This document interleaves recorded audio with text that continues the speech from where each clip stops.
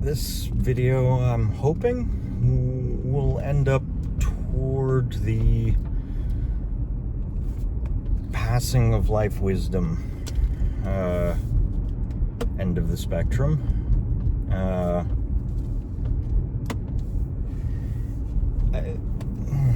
I'm almost 50 years old. I've lived a while.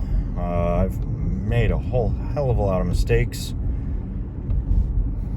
Some of them kind of bad. Still here.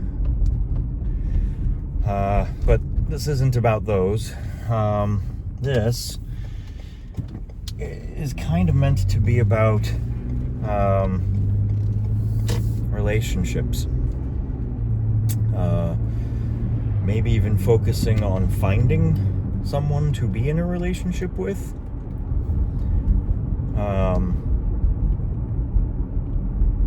Because I figured out some things, what not to do, and I think I have an idea.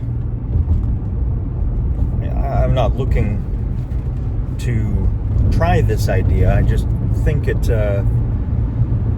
might work pretty well. So let me back up to me being a teenager, actually a preteen, and wanting desperately to have a girlfriend.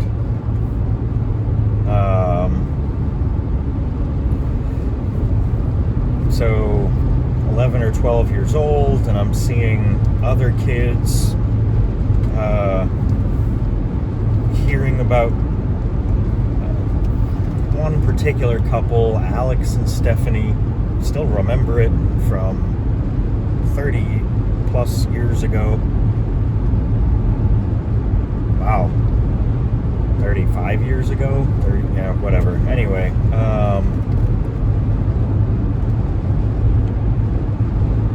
right? Yeah. Alright. Anyway, got caught up in the math. Alex and Stephanie, and the rumors were that the two of them had had sex. And I remember that blowing my mind. I mean, we were young.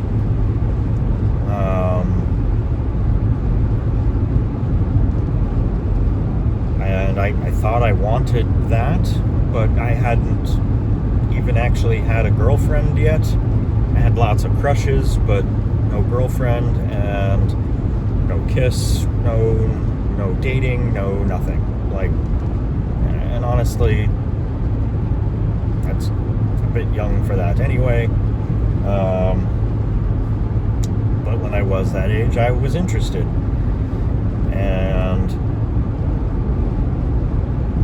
that situation didn't really stop for me, where I was interested and I had crushes.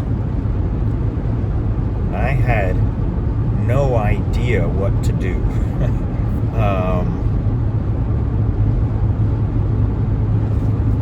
Let me back up a little bit more. I think I'm autistic. And I say I think I'm autistic is because I've never been officially diagnosed. When I was a kid, that wasn't really a thing. Like, the word autism was like a taboo word, and you were, like, your family was cursed if one of the kids was autistic, and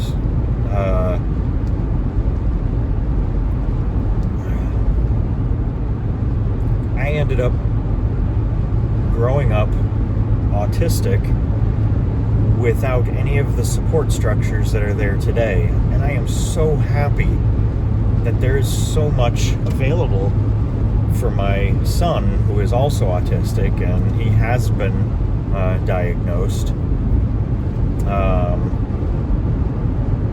And I can see a lot of the same obstacles that I went through, that he's going through, and I didn't learn how normal people were socially. Actually, I'm not sure I still know how. I'm not sure I know it yet. But not knowing it as a kid and not understanding that my brain worked differently, I couldn't figure out why other people were having such an easy time with it. Like, I was pretty sure I was smart,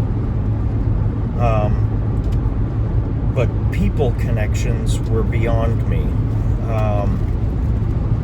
And when I was a teenager and on into high school, I still didn't really understand, and I didn't understand girls. I didn't understand that they were also people. I put them up on pedestals.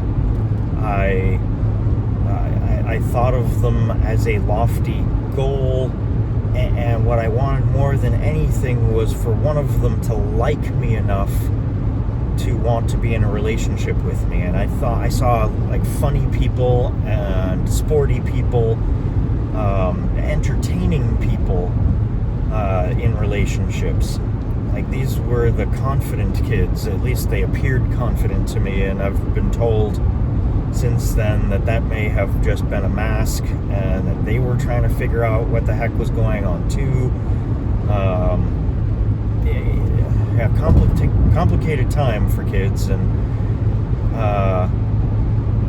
point is that I didn't understand that girls could be just like me. They could like playing with Lego. They could like sci-fi movies. They could like tabletop games. They could enjoy the same things I liked doing for fun. So I wasn't really looking to connect with someone on any commonality. I was looking to gain the attention of this shallow idea of a girlfriend, not a person, like this concept, shallow concept. And so I'd have these crushes, and I would want to say something to them, ask them out on dates. I never would.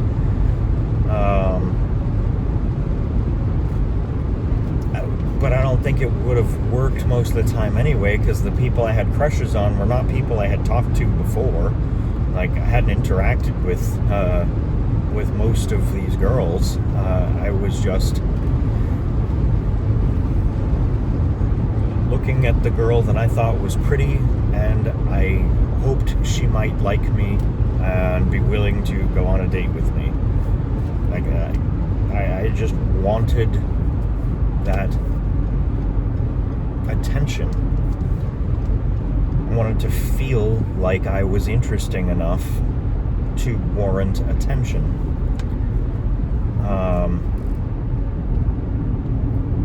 And so because I saw other people doing better than me, and I couldn't figure it out, and I thought I was smart, but I still couldn't figure this out. So what was wrong with me? I was depressed. And I think that's carried through pretty much till now also. I think I am just depressed. Like, clinically depressed. My wife asked me if there was anything that I looked forward to, and I couldn't think of anything. Like, what I think about for the future is how do we get to a point of financial stability? How do I give my wife enough freedom to pursue her dreams, like time and money,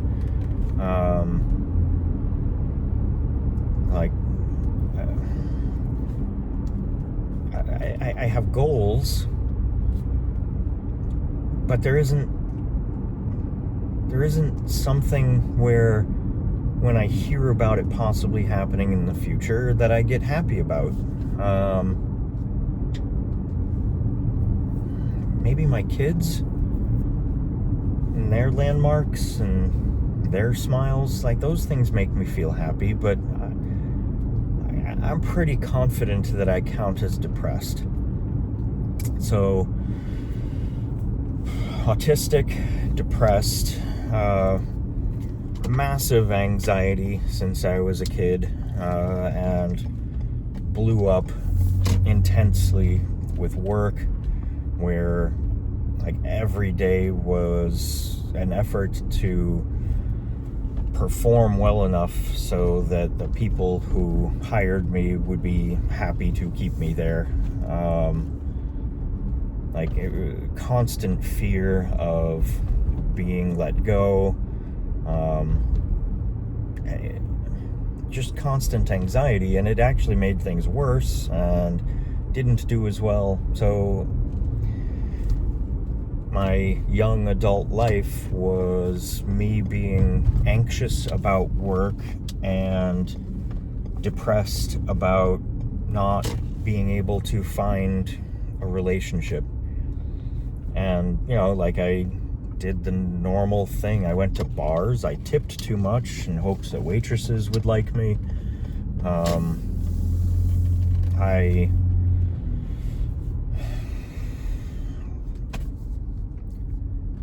tried the stereotypes, and I still didn't know what I was doing, and still didn't understand how people were finding each other. This video is getting longer than I intended it to, so I'm gonna park and keep talking for a bit, because I haven't even touched on the advice stuff yet, but I'm getting there.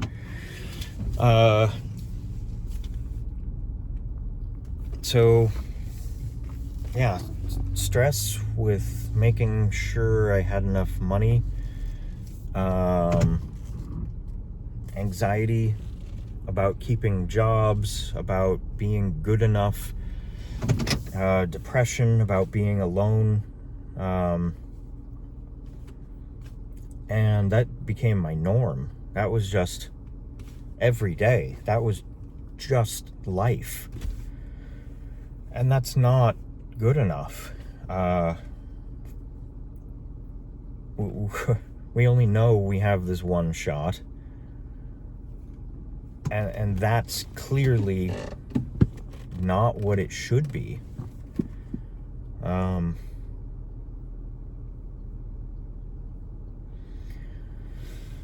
I've been in therapy, first time to after a whole bunch of medical tests to figure out why I was having headaches, and only to find out that it was stress related, job related.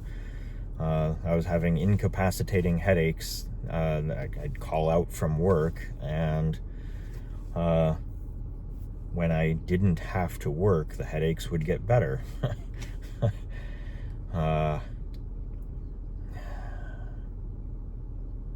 So many avoidance behaviors. Anyway, this is the second time in therapy. Is a little bit more about figuring out how to be me functionally, so that I can enjoy my life, so that I can be a good husband, so that I can be a good dad.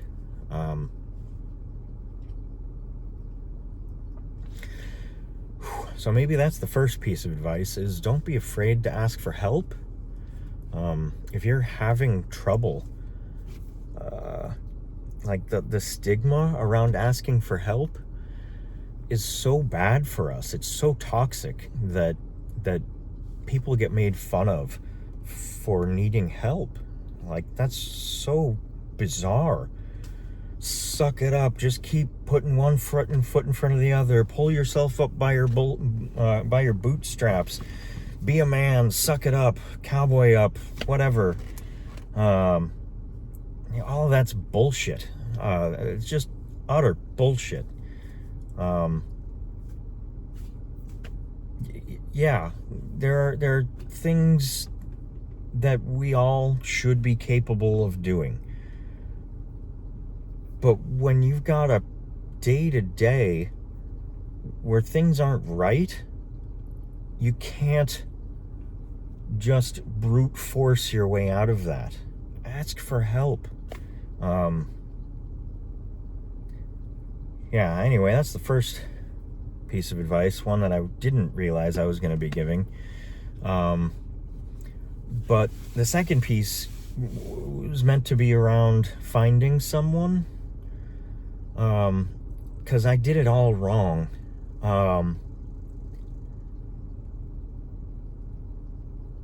I think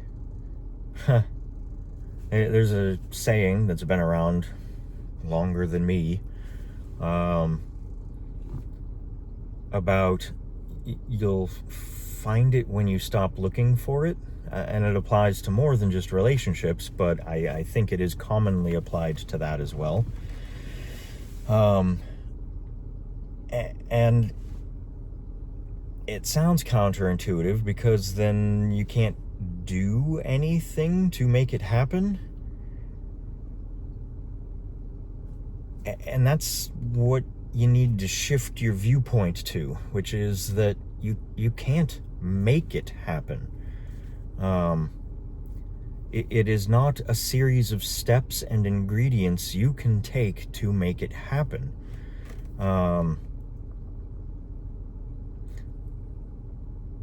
What I'm going to advise instead is to find those things you do enjoy and spend some of your time on them. And the goal there is to live your life.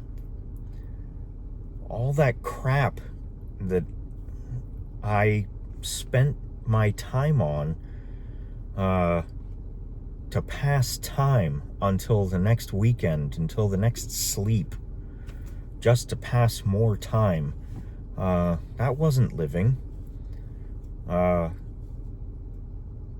What I'm saying is, go do the things that make you live.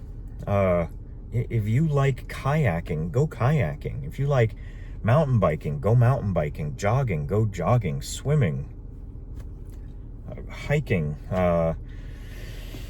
If you like carpentry, if you like cooking, like go build something, go cook something. Or if you want to learn to cook more, go take a cooking class. If you like a hobby like jogging or biking, there are clubs for that. You can join other people and have fun with people doing the things you enjoy. So you get to live your life and connect with people. If you like tabletop role-playing games like I do, go to a local game shop. Go online to the various forums, see if you can find a group, or you may already have friends, but do the things that you like, so that when you look back, your memories aren't of sitting in front of a computer playing a video game for 700 hours, right? Like, maybe the video game has a good story and it was fun, but 700 hours? Holy crap. Thank you, World of Warcraft. I don't know that it was 700 hours, but it was definitely years, like 7 years of my life where I spent hours every day. My total hours played was a lot. What do I have from that? I still am in touch with some of the people I communicated with there, but like, I lost a lot of sleep over that. I lost a lot of time that I could have been doing other things. Go do the things. Go be out in the world. Staring at a screen all the time is not good for us. I get it. It's part of our modern age, and that's going to be part of what we do. And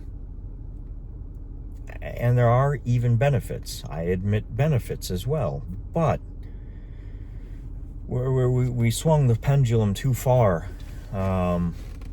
into electronics, and we need to go out and live, be people, be humans, walk, jog, run, climb, bike, swim, be active, do pottery,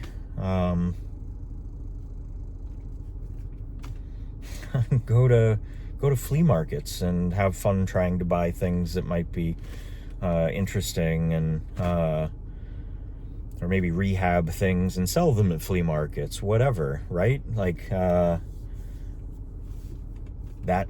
is a connection as well.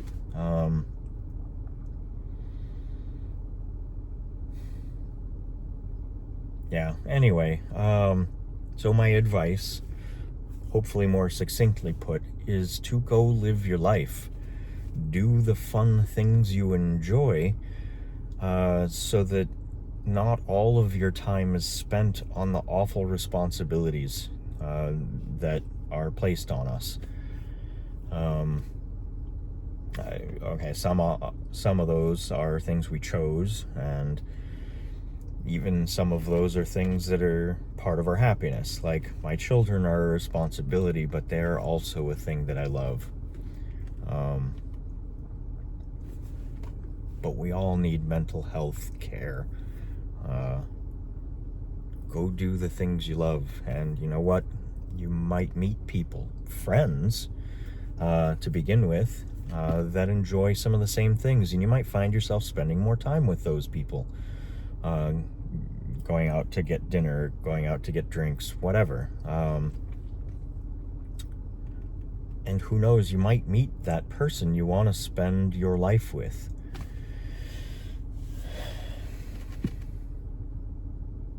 So I think I went about it wrong. Did the stereotypical bar scene.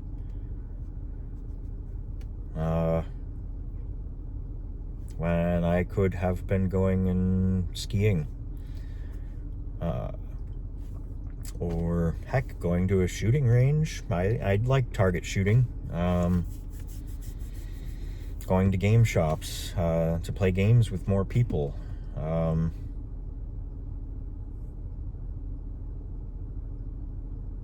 Yeah, anyway. I hope this video helps you.